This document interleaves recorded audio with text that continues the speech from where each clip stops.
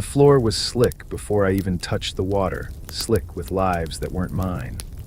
Not wet, not polished, not marble smooth the way the senators' wives described in the market, but tacky, almost, under the soles of my feet. It stuck. And when I lifted my heel, I imagined I was peeling it away from someone else's skin. I had been told the Thermae were Rome's pride. That a man, even a boy, could walk in smelling of sweat and dung, and emerge polished like the very statues that line the porticos. I had been told there would be fountains, mosaics, perfumes. And I believed it because when you are 12 and the son of a leather worker who stinks of hides and tanning vats, you want to believe there's a place where the smell will finally leave you. The day my father first took me there, the winter sun was already low and the air was sharp with frost. The public entrance was a gaping mouth in the stone, breath rolling out in white steam that curled into the evening like incense from a priest's censer. The doorway swallowed people whole, farmers with chapped hands, fishmongers whose clothes still carried the sea, a couple of men in fine wool togas who walked as if the rest of us didn't exist. Inside, the warmth hit me like a wall. My lungs, used to the knife edge of cold air, almost collapsed in on themselves with the weight of it. It was not the smell of flowers or oils as I'd hoped, but something heavier, a stew of wet hair, damp wool, and the faint acid tang of bodies too long in heat. Someone's laugh carried over the sound of water slapping against stone. Somewhere, a man coughed, the kind of cough that stayed in the chest, rolling like stones in a barrel. Father guided me toward the apoditerium, the changing room, where rows of wooden benches lined the walls and niches in the stone-held bundles of clothes. Here, men stripped without shame, tossing tunics into attendants' arms. The attendants, wiry and quick, marked each pile with a token, a little clay disc pressed with numbers, and slid them into cubbyholes. I clutched my tunic tighter to me, suddenly aware of every inch of my skin. I'd never been naked in front of so many strangers before, not fully. Not with their eyes so casually sliding over my ribs, my legs, my boyish frame. My father told me to leave my sandals under the bench. I hesitated. The floor was darker here, the wetness seeping into the cracks between stones. I imagined it creeping into my toes, carrying things with it. But I obeyed because the baths were supposed to make you clean. When I finally stood bare, the air clung to me, warm but damp, like breath. My skin prickled, and not from the cold. The attendants had no time for modesty. They waved us toward the next room, where a thin mist curled up from the floor. This was the tepidarium, the warm room, and the air was thicker here, sweetened faintly by the olive oil men rubbed into their arms before the real washing began. I stepped forward and the floor moved.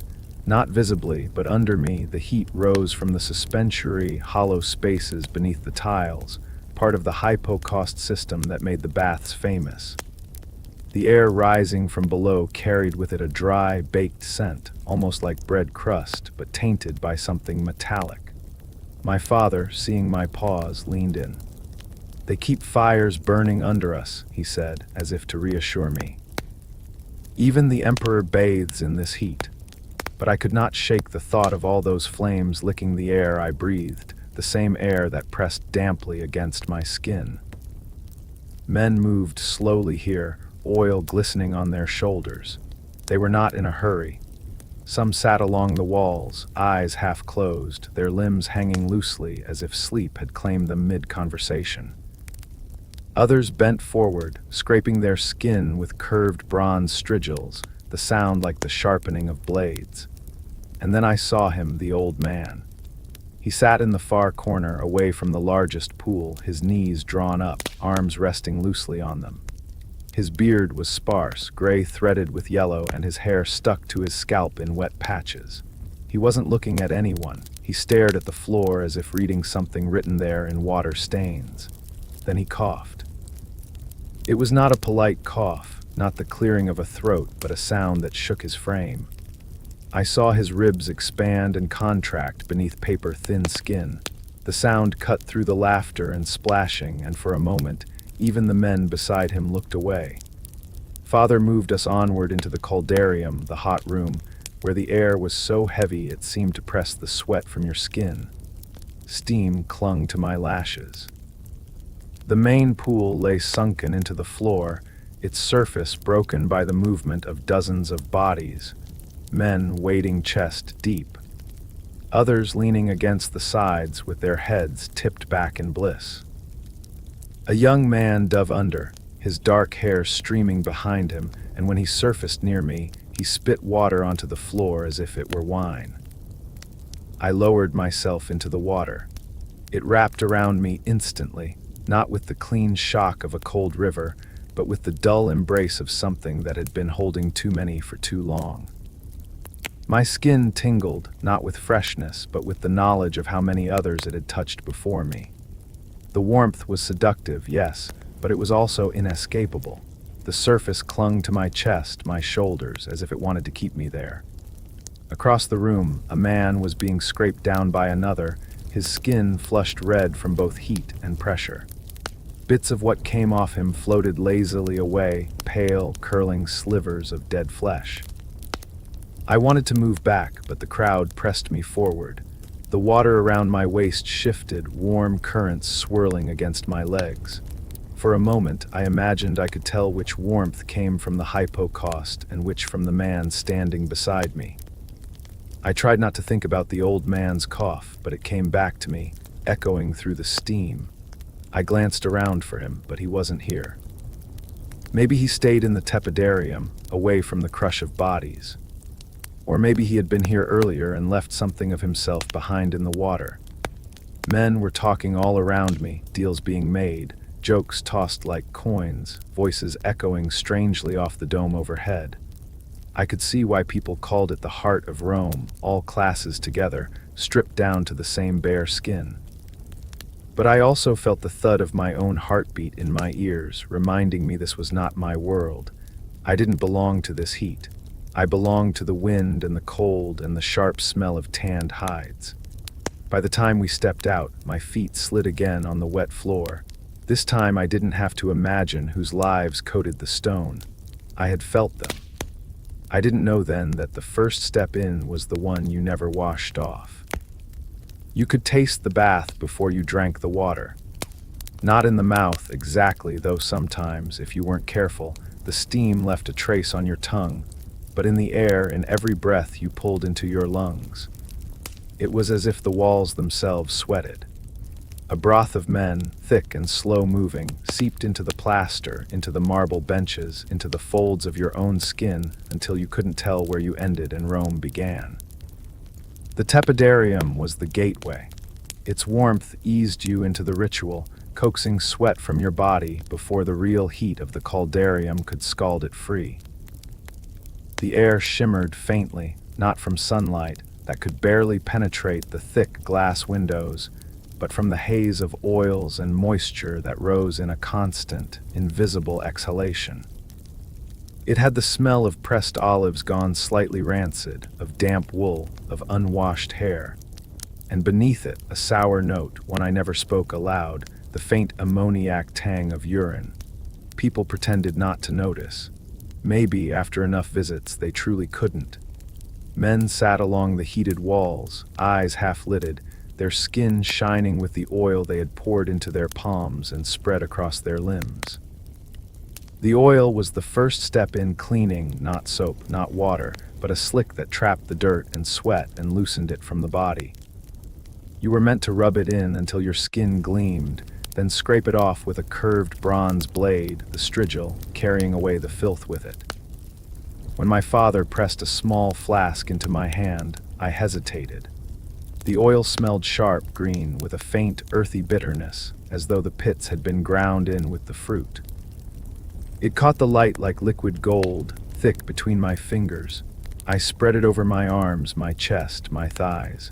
At first it felt wrong to coat myself in more before washing it away, but this was the way of the baths. This was the Roman way. Around me, the sound of strigils scraping was constant, a wet hiss, followed by the slap of metal against skin. Each pass removed not just oil, but the top layer of a man's life, the dust from the streets, the soot from the workshops, the sweat from the labor of carrying or cutting or hammering. The scrapings fell into shallow bronze basins set along the walls, swirling with pale ribbons of dead skin, hair, and flecks of grime. Some men dumped theirs into the pool water without a thought, letting it drift like seaweed. I copied what I saw, dragging the strigil across my forearm. The blade's edge wasn't sharp enough to cut, but it caught on the small hairs, tugging them. The first pass left a streak of duller skin behind, the shine of the oil gone. I looked at the strigil's curve and saw not just the olive's golden sheen, but little grains of grit, tiny black dots, a curl of something I hoped was mine. My stomach tightened. A boy not much older than me passed by, his basin half full of grayish sludge. He grinned and tipped it toward me as if showing off. "Smells worse than it looks," he said, and he wasn't wrong. I thought foolishly that this was the end of the dirt, that we had scraped it away. But the next step was the plunge into the caldarium, and that was where the true soup waited. The hot room was louder, steam wrapping the air so tightly it blurred the edges of people's faces. The water lay still only at the very edges. In the middle, bodies shifted, arms stirred, legs kicked, sending little eddies spinning off in every direction. The moment my foot sank in, the heat shocked me, not the painful heat of a hearth too close, but a smothering, enveloping warmth that clung like a second skin. I waded in. The oil I'd missed scraping off rose to the surface in little rainbows that joined the others floating there. I could see them in the brief moments before the steam closed over, slick, iridescent films spreading in slow spirals. The man beside me ducked his head under and came up with his hair plastered flat, beads of water sliding down his temples. And then I saw him rub at his scalp, sending a cloud of loose hairs drifting toward the center of the pool. A bearded man with a belly like a wine cask eased himself into the water beside me. He sighed long and low and then shifted, his thighs pressing against mine for a moment. I edged away. The warmth between us lingered longer than it should have. I tried to tell myself it was only the heat of the hypocaust, but it felt more immediate. Human. Somewhere across the pool, laughter erupted. A group of men were tossing a sponge back and forth, their arms splashing arcs of water that rained down on others without protest. One man caught the sponge, squeezed it into his mouth, and let the water spill down his chin. My stomach clenched again. That water had passed over hundreds of skins in the past hour alone, but no one else seemed to think of that. Father appeared beside me, his face red from the heat. He dunked himself fully, then surfaced with a satisfied grunt. "Good for the bones," he said, wiping his eyes. I nodded, though I wasn't sure my bones cared for this kind of goodness. I watched as a thin layer of oil rose off his chest and shoulders, drifting toward me. It was then I noticed the coughing again, the same deep, rattling sound I had heard in the tepidarium. I turned my head. The old man was here now, half submerged, his arms resting along the edge of the pool.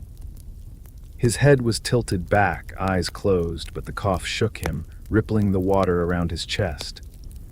When he recovered, he spat into the pool, a small, milky thread that vanished into the ripples. No one reacted. No one moved away. I wanted to. I should have. But the crowd pressed in on all sides, and besides, what was one more thread in this soup? My father was right. This was Rome's pride. And Rome was not clean. Rome was alive, and life was a dirty thing. The longer I stayed, the harder it was to feel disgust. The warmth seeped into me, softening the edges of my revulsion. My muscles loosened, my breathing slowed. The heat dulled the thought of what I was sharing.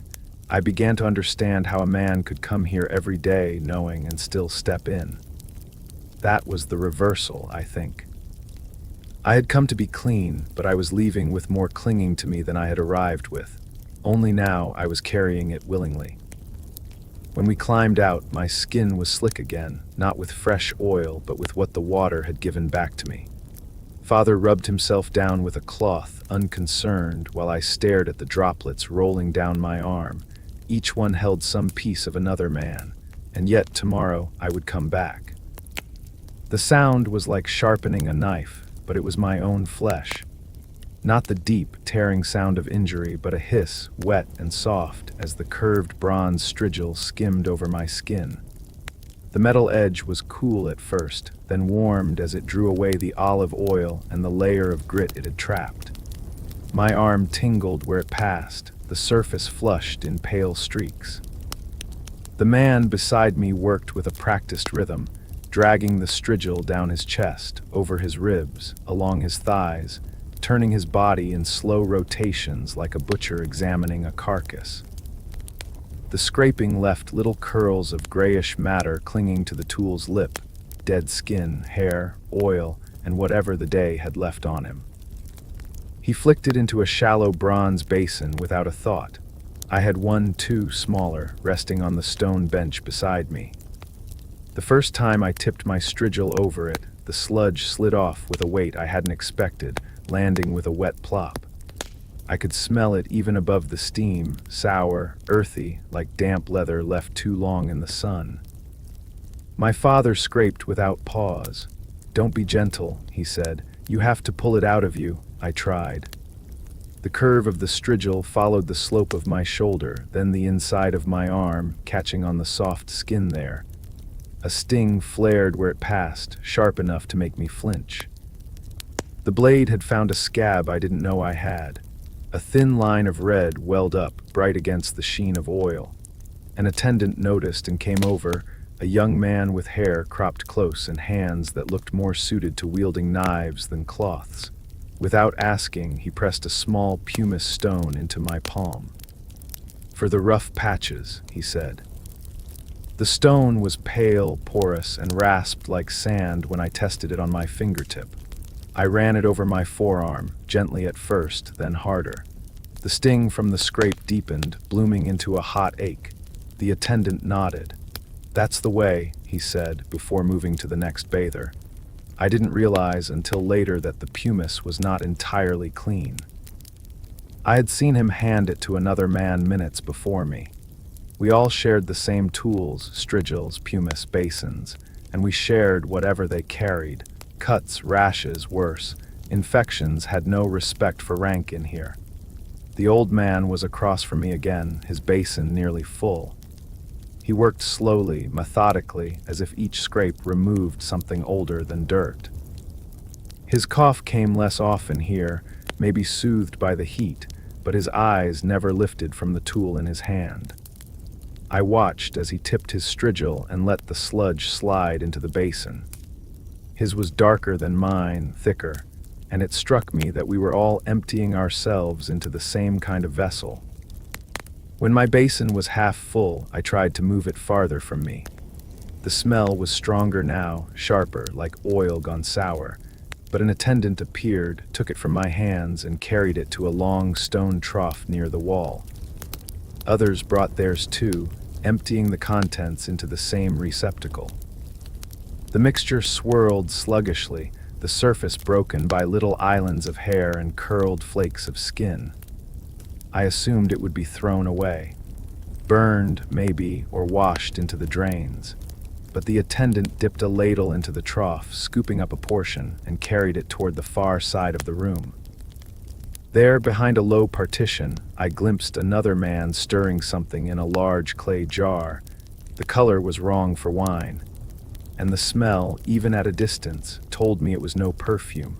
I didn't ask then. Some questions in the baths felt dangerous, not because of the answers, but because of what they might make you notice. Still, my eyes followed the attendant each time he took from the trough. The old man followed with his two, though he said nothing. My father scraped my back for me, his movements brisk. "You'll thank me," he said.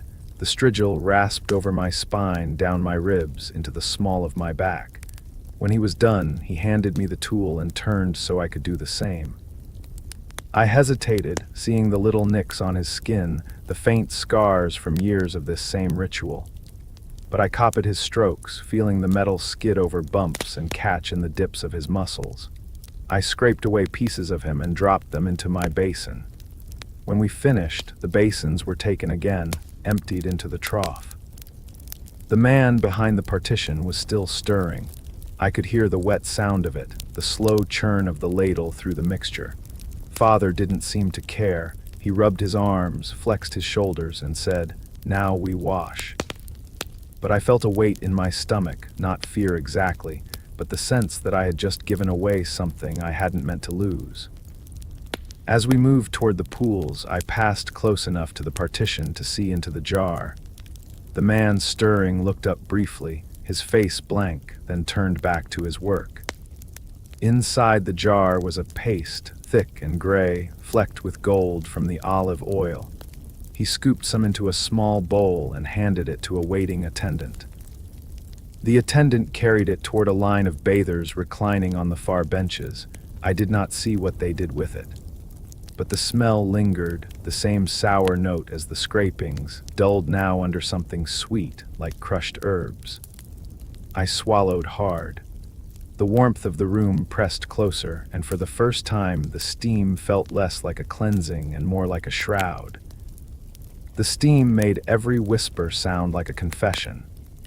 It blurred the edges of people's faces, softened their mouths into half-formed shapes so that I couldn't tell if they were speaking to me, to each other, or to the air itself.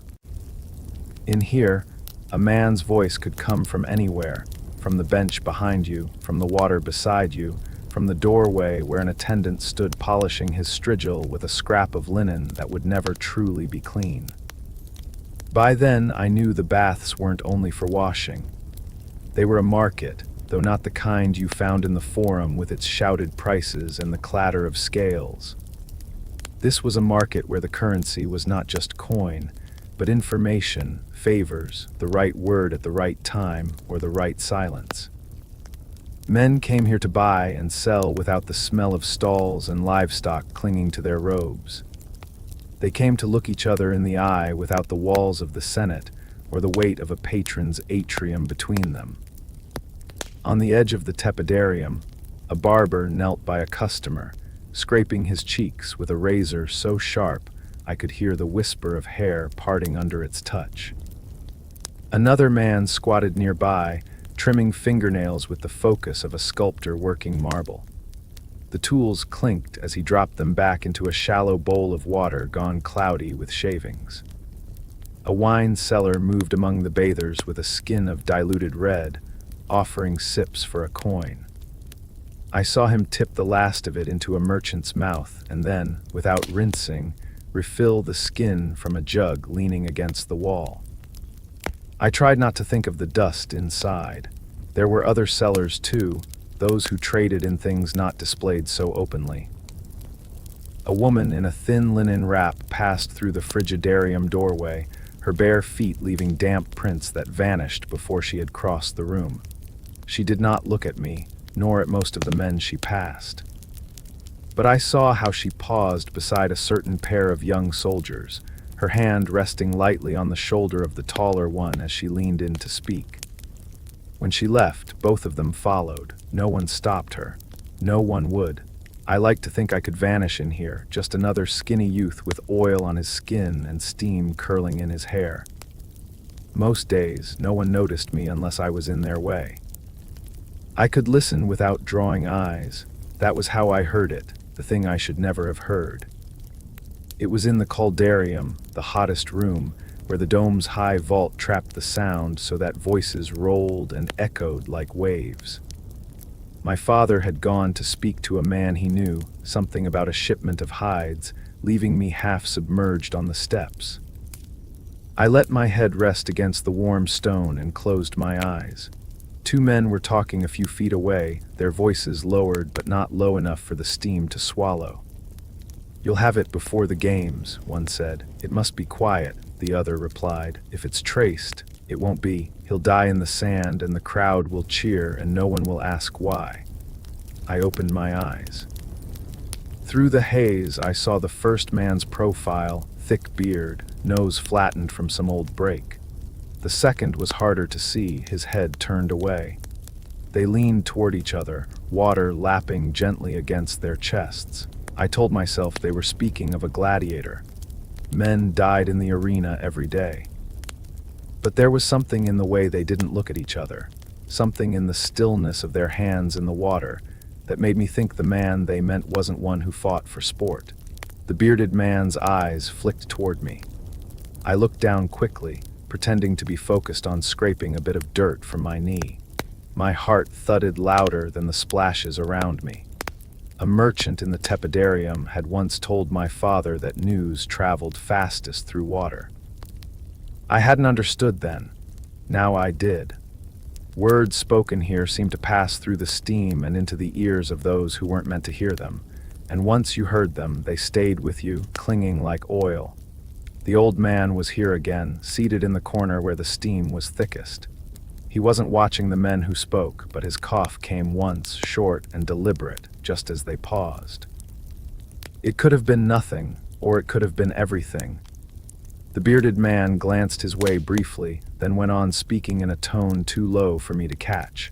I slipped into the water, letting it close over my shoulders, and drifted toward the far side of the pool. The heat pressed against my face, my chest, my thighs, but I kept moving. I wanted to be far from their words, but each step seemed to carry them with me. In the corner near the apoditerium, a group of men sat in a tight circle, their heads bent together over a small leather pouch. Coins changed hands. One man palmed something small and shiny, a ring, perhaps, or a seal. He slipped it into the fold of his tunic without looking at it. The others laughed softly, as if the transaction was a joke they alone understood. By the entrance to the frigidarium, another kind of deal was being made.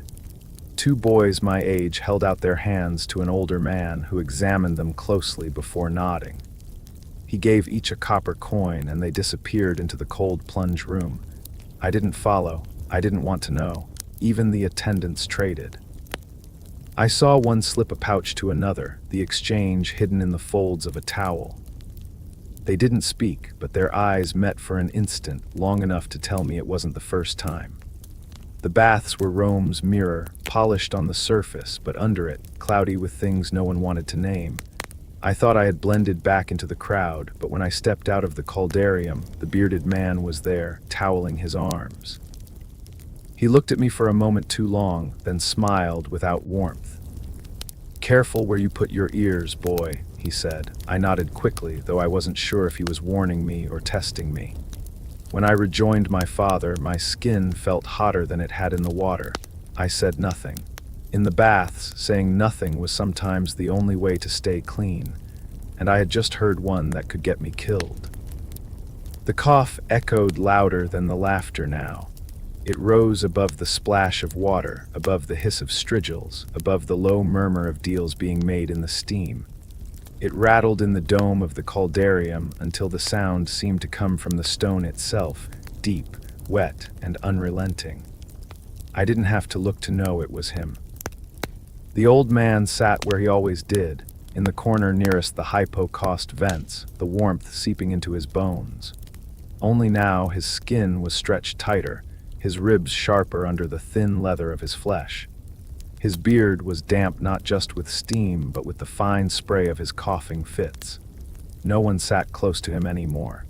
Even here, where people pretended not to notice the filth in the water, they edged away when the cough began. The baths had always been called a place of health.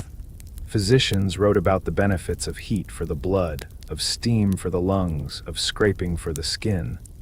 I had believed them once. But that winter, more men came with red-rimmed eyes and hollow cheeks. More women in the market spoke of fevers that didn't break, of skin that blistered and cracked. The city's drains ran slower, choked with the runoff from so many bodies. And still, the baths were full every day. It was easy to see why. The heat was a balm for aching joints. The steam eased the tightness in the chest for a while. A man could convince himself he was getting better as he sank into the water, feeling the cough loosen, the pain fade. He could tell himself he was sweating out the sickness, but when the water cooled and the air outside bit into his damp skin, the cough came back worse. I started noticing the little things. The faint cloudiness of the water before the first hour was out.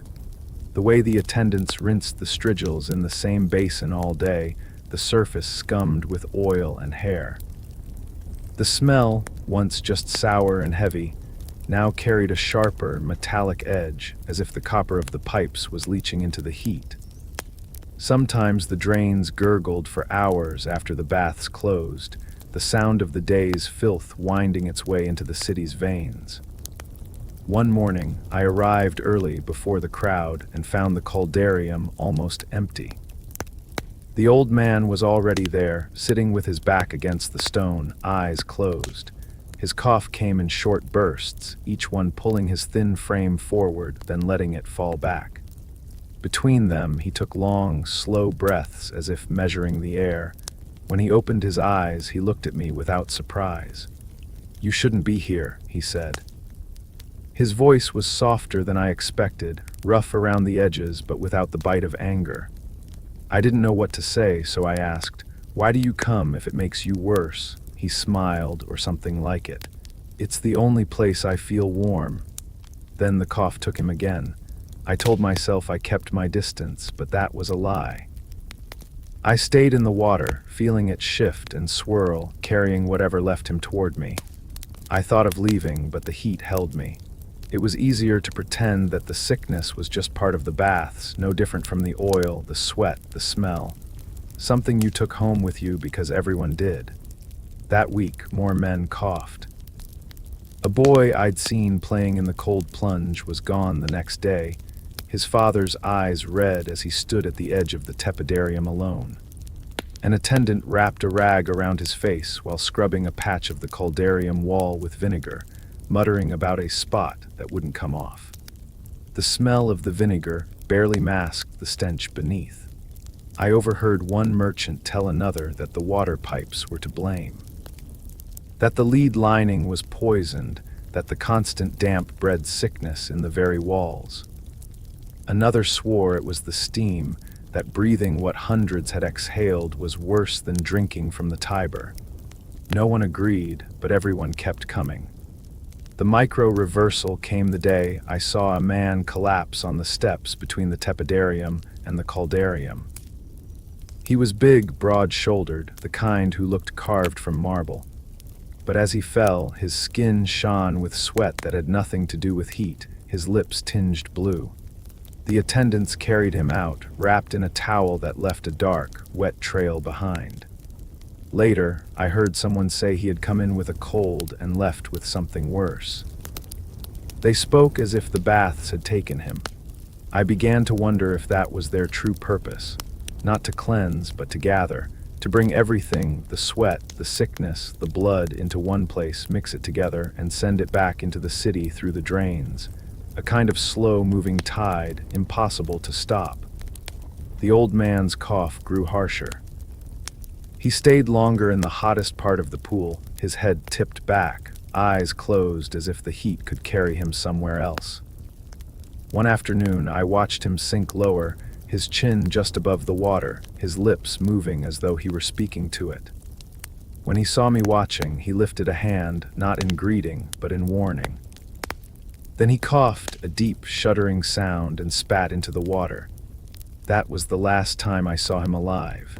The next day, the baths were closed until noon. A notice was posted, but no one read it aloud. When they reopened, the water in the caldarium was cooler than usual, and the crowd was quieter. An attendant told my father they had drained the pool for cleaning. But the smell was the same, and the stains along the stone rim were only lighter, not gone. I told myself I wouldn't go back, that I'd take the cold river instead, even in winter. But the next week I was there again, stepping into the steam, feeling the warmth seep into my bones. I kept coming back, as if the sickness belonged to me. They said the water had turned red, not the soft rose of diluted wine, not the warm clay tint of rust from the pipes, but a deep, heavy red that sank into the seams of the stone and clung there. I didn't see it happen.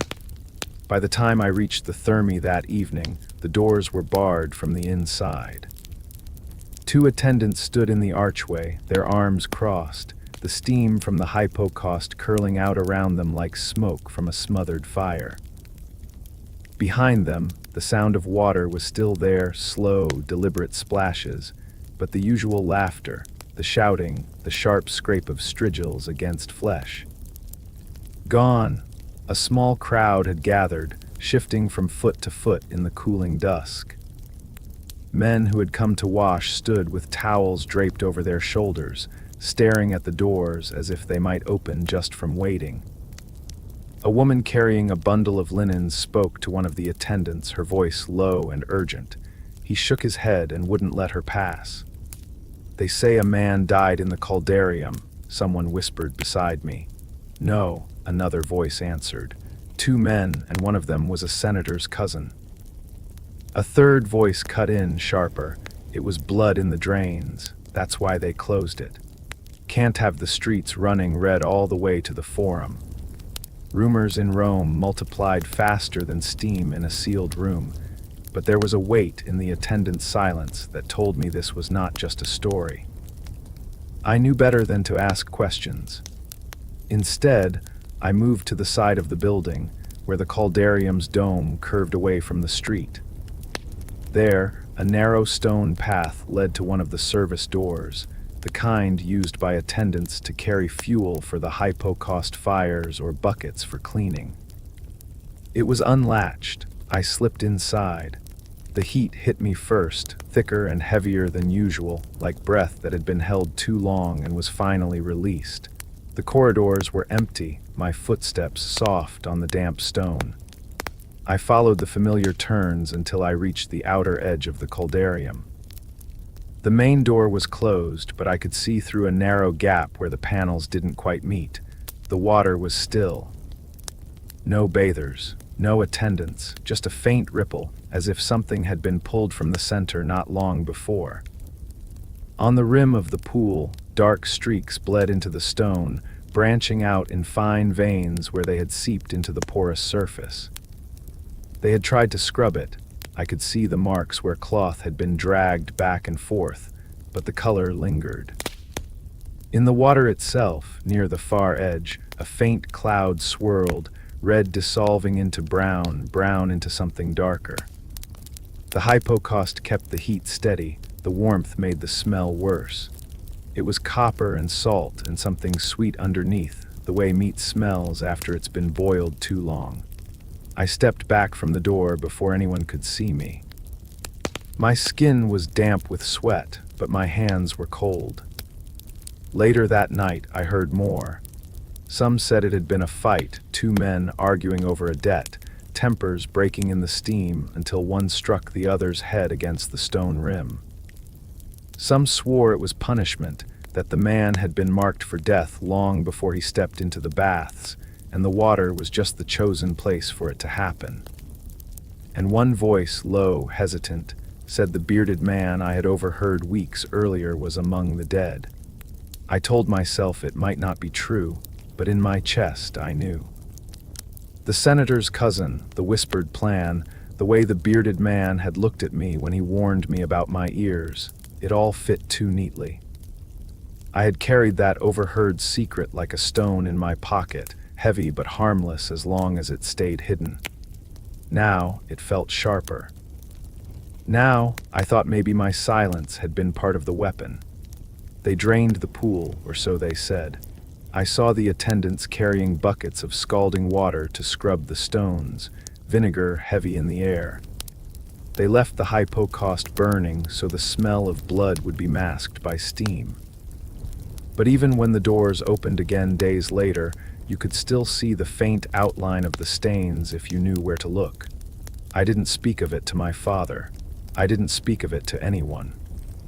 In the baths, silence was a kind of armor, and mine was already cracked. I told myself it was safer to let the story rot in the steam like everything else. But I could still hear the echo of the splash when something, or someone, breaks the water's surface for the last time. I could still see that red cloud unfolding in the heat, finding its way into every corner, every pore. I knew whose blood it was. The steam stung my eyes, but it felt like home. It curled around my face in slow, lazy shapes, softening the edges of the room the way memory softens the edges of years. My joints ached now, not just from the walk across the Forum, but from everything the years had ground into me. Yet the moment the warmth pressed itself against my skin, the ache eased, as if the heat knew my body better than I did. I was older. Sicker, maybe. My chest rattled in the mornings, and the climb up the hill to my workshop left my breath thinner than I liked to admit. My hands, once steady enough to cut leather as straight as the Emperor's Road, trembled when I lifted a cup. I could have stayed home. I could have boiled my own water and sat in it like an old hen in her dust bath. But no, I came here. I always came here. They told me the water was clean. I had heard those words 100 times, spoken with the same casual pride every time the Thermi were praised. They were the crown of the city, the gift of Rome to itself. And maybe, to someone seeing them for the first time, that was true. But I had learned the other truth, the one that came only after years of sitting in the steam. The water was never clean. Not once. It was alive with everything poured into it, sweat, oil, spit, blood, words that couldn't be unsaid. And still, I stepped in. The caldarium was quieter now than it had been in my youth. Fewer voices, fewer splashes. Those who came were older, slower, carrying their own invisible weights. Some came for the warmth alone, some for the routine, some because it was the only place they still felt seen. The boy I once was, the one who stepped onto the slick floor for the first time, clutching his tunic, would not have recognized these rooms. Or maybe he would have, and simply known better than to hope for more. I eased myself into the pool, the hot water closing over my knees, my hips, my ribs. The sting faded into a deep, steady thrum in my muscles. Around me, the oil from a dozen bodies floated in thin rainbows, swirling lazily when someone moved. I had stopped flinching at that years ago. In here, I was not cleaner than anyone else, and no one was cleaner than me.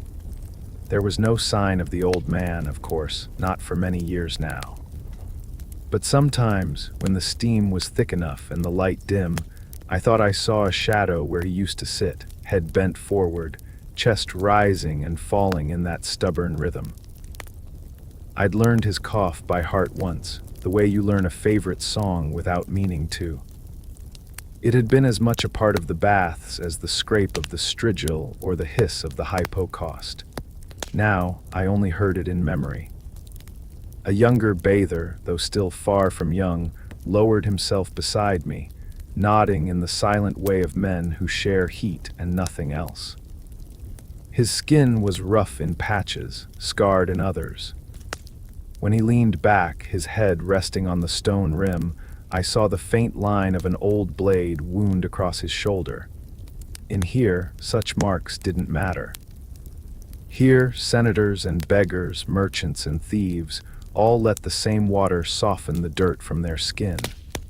If there was one thing the baths had given me, it was this: for an hour, I was equal to every man in the room. I closed my eyes and let the heat press into me, the water lapping gently at my chest. I could feel it seeping into the cracks I didn't show anyone, the fear of how short the days had grown, the ache that lingered in my bones long after the sun set, the names I hadn't spoken aloud in years. It was almost enough to make me believe the old lie that this was a place of health. But health had never been the point. Not for me, not for Rome. This was a place to carry each other's filth without speaking of it, to share what could not be scrubbed away. We all stepped into the same soup, and we all stepped out marked by it. I stayed until the water cooled and the steam thinned, until the last of the other bathers had gone. The attendants moved quietly along the edges, collecting stray strigils, stacking the wooden sandals, sweeping the floor where the day's lives had been spilled. One of them glanced at me and said nothing. He didn't need to.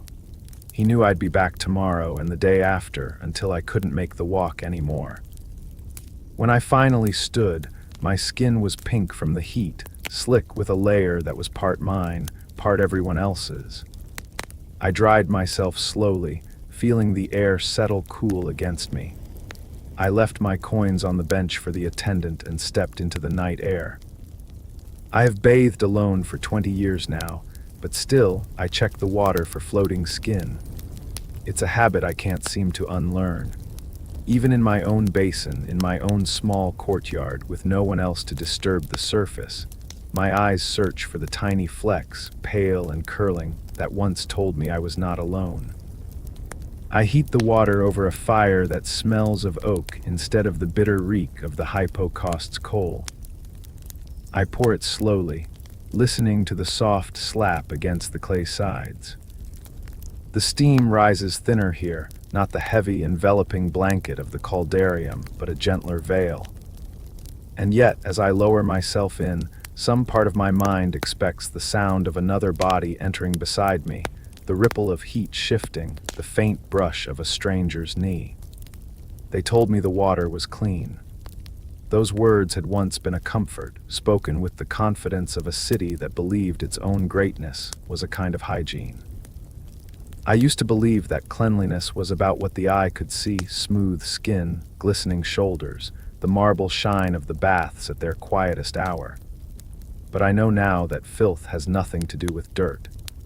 Filth is what you carry out with you under the skin long after the water dries. Some nights I dream of the old man's cough. It comes from across the steam, just as it did all those years ago, deep and rattling, shaking the air between us. In the dream, I never move away.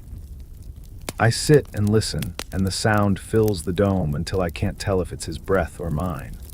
I wake with my chest tight, the smell of copper and vinegar clinging to my pillow. Rome has changed. The thermi still stand, but fewer people go now.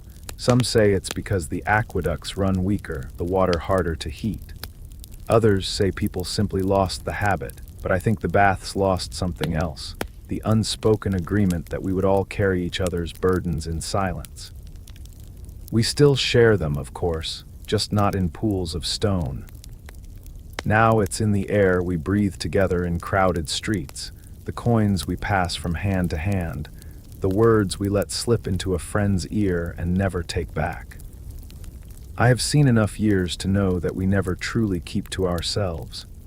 Our lives touch in ways we can't measure, in ways we can't wash away. The baths taught me that. The baths taught me that nothing we give to the water is ever really gone, it just finds its way into someone else. Sometimes when I pass the old caldarium, I stop at the doorway. The stone is still stained if you know where to look. The attendants have changed, the voices are different, but the steam still spills into the street in slow, beckoning curls. I imagine stepping inside, letting the heat sting my eyes, the warmth soften my bones. I imagine sinking into that same soup of strangers, breathing in what they exhale, feeling their lives wrap around me like the water itself. I tell myself I wouldn't stay long. I tell myself I wouldn't open my ears to what isn't meant for me, but I know better. The baths were never about health. They were about the comfort of being unclean together, about the strange intimacy of sharing what no one admits to having. In there, I was equal. In there, I was part of something larger, even if that something was disease or gossip or death itself. Now, alone in my courtyard, the water cools faster. The night air creeps in around the edges. I watch the surface for the ripple that never comes, the shadow that never sits across from me. I listen for the cough that no longer echoes in the dome. They told me the water was clean, and maybe in the way they meant it, it was. But I have learned that clean water can still carry what stains you forever. If you're still here, tell me where you're listening from. Somewhere, a stranger will read your words and feel less alone.